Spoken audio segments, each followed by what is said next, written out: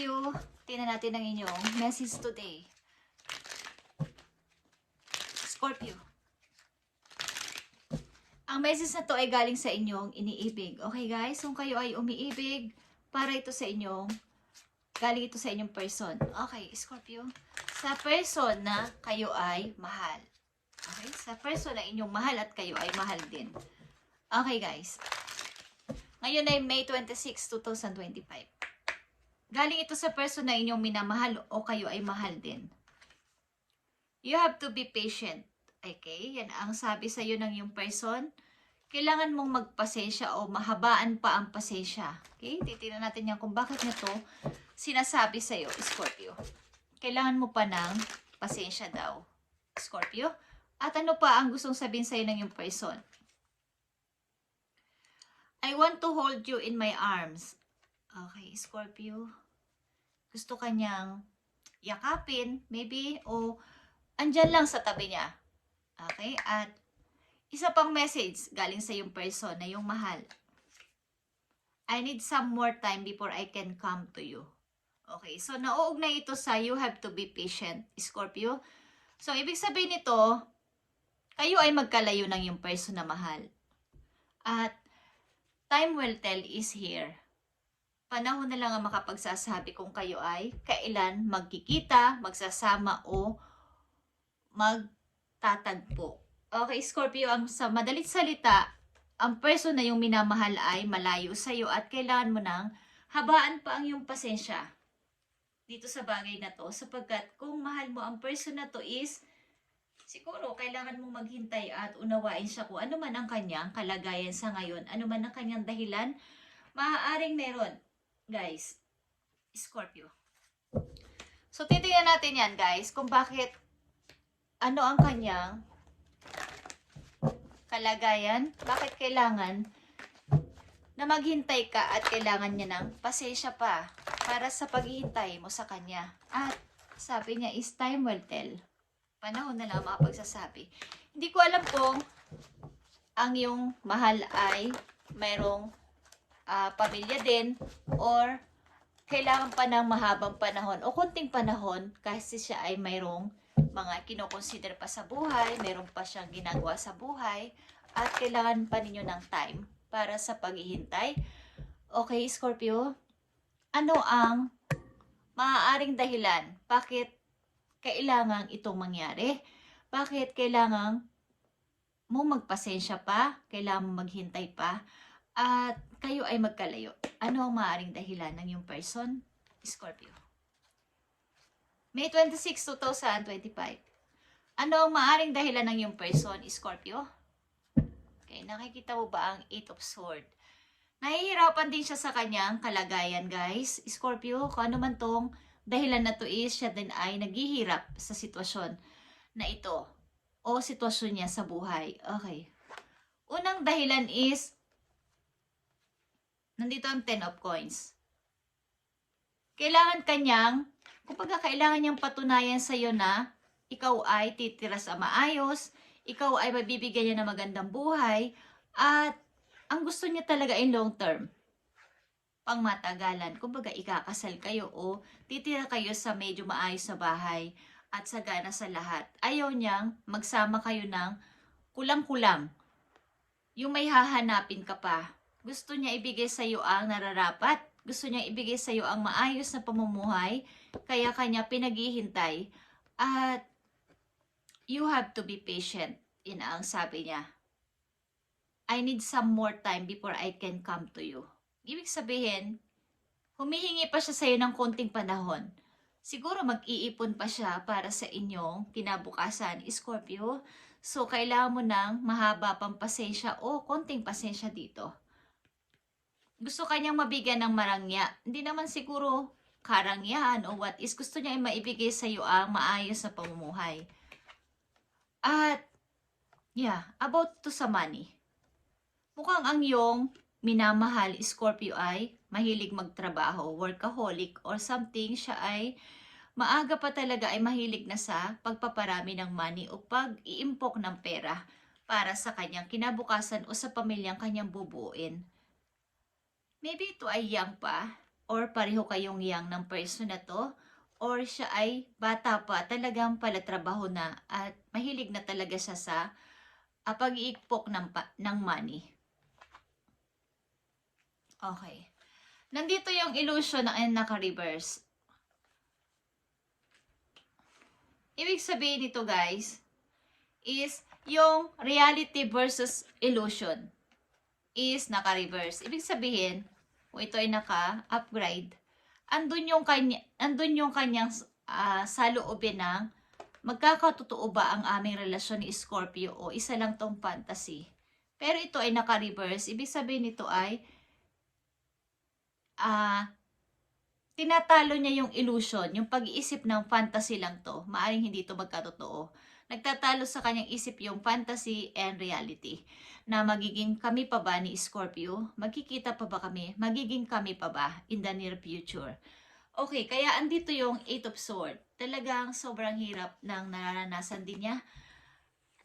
Okay, but nakikita mo ba ang kaya niyang ihandog sa iyo ay Ace of Pentacles? Isang napakagandang buhay. Okay, ang tao na to ay seryoso sa iyo, Scorpio. At ang gusto niya ibigay sa iyo ang nararapat, ang magandang buhay, baby, at masagana. Kaya andito yung you have to be patient. Maka na ito ay nag-iipon at gusto niya ay may ipagmalaki sa iyo talaga. And time will tell. So ay ito yung i-manifest at ipag-pray na magtagumpay ang iyong kasintahan o ang iyong partner na to sa kanyang hinahangad sapagkat mabuti ang kanyang hangarin sa iyo. Okay. Tingnan natin, Scorpio. Paparating na message for you at sa iyong person. Andito yung The Hermit, guys. Okay. Ito ay Virgo energy. But ito ay pag-iisip-isip papunta sa future talaga. Bilang isang matured na mga tao. Eight of Cups is here. Okay. Maaring mga pag-iisip ng mga iba't ibang idea. Kung may mga offer pa sa paligid, maaaring pinag-iisipan kung tatanggapin o hindi. Okay, guys. Andito yung Seven of Swords. Andito yung Wheel of Fortune. And the Four of Pentacles. Paparating na message sa inyo, Scorpio, is maaring ilan sa inyo ay lalayo sa inyong place, okay, tatanggapin o humihingi ng isa pang one chance, one more chance kay God. Nabigyan pa ako ng bagong opportunity para sa pagpapalugo ng aking pera. Mukhang meron kayong binabalak kapag nagkaroon kayo ng money. Meron kayong plano pag nagkaroon kayo ng ipon in the near future. Mukhang humihingi kayo ng isa pang chance na bigyan pa ulit kayo ng pagkakataon na makamit ko ulit ito, magkaroon ulit ako ng paparating na ganitong bagay at gagawin ko na ang lahat para dito. Kumbaga dati naging magastos ako, hindi ako nag-isip para sa future, is this time, Lord, is gagawin ko na ang mag-impok, magtipid, at isipin ang kinabukasan ko. Okay.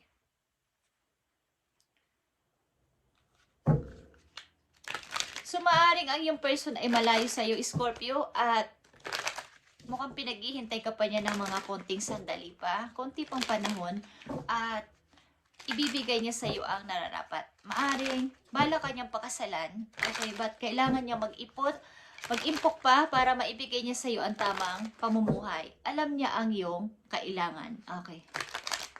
Scorpio, para sa iyong career and finances. Andito ang loss. Major phase in your life is ending, embrace the new. Okay. Kung may nagtapos na mga relasyon sa buhay ninyo, Scorpio, o may literal na nawala sa buhay mo, na mahal mo sa buhay, maring ito man ay asawa ninyo o naging mahal nyo sa buhay, is kung may nawala at na umalis, is may paparating na bago. Okay? May paparating na bagong person. Let go of the past to focus your energy on what lies ahead. Ibig sabihin, after nitong nangyari sa'yo na to na mga maraming nawala sa'yo, ano man tong nawala sa'yo, loved ones or mga bagay-bagay is, i-forget mo na to at mag-focus sa yung energy patungo sa present, papunta sa future. Okay? Kumbaga yung pag-iyak mo, pagiging malungkot mo dahil sa mga nawala sa buhay mo, nawala na bagay sa buhay mo is, ito yung magpapatatag sa'yo para ikaw ay muling ma-progress, muling lumakas sa buhay. Okay? Scorpio. Maaaring may nawala sa'yo, something lost is here. At hindi naman lahat ng bagay sa mundo ay perfect talaga o perfecto. Guys, may mga nasisira talagang tahanan, meron talagang hindi maayos kahit anong gawin mo pang pagtatama at sisikap na ito ay mapalago, ay talagang mangyayari because may reason. May nakatakda sigurong mas better para sa'yo. Okay? So, maaaring kung makakatanggap ka ng opportunity sa iyong kasalukuyan, ay panatilihin mo na mamili ng mga taong iyong papakisamahan. Scorpio, huwag kang masyado magtiwala. Lalo na pag mga babago mo palang mga kakilala. Baka kung may nawala sa iyong bagay o anuman, pera man to o isang tao na mahalaga sa iyo ay makuha na naman ng mga tao to dahil sa mga chismis, sa mga maling pagsasalita. Okay. So, wag ka na uling magtitiwala ng lubos-lubos sa mga taong iyong makikilala. Alamin mo nang mabuti ang kanilang mga ugali bago ka magtiwala. Okay. Tingnan natin ang message para sa iyo, Scorpio, May 26, 2025.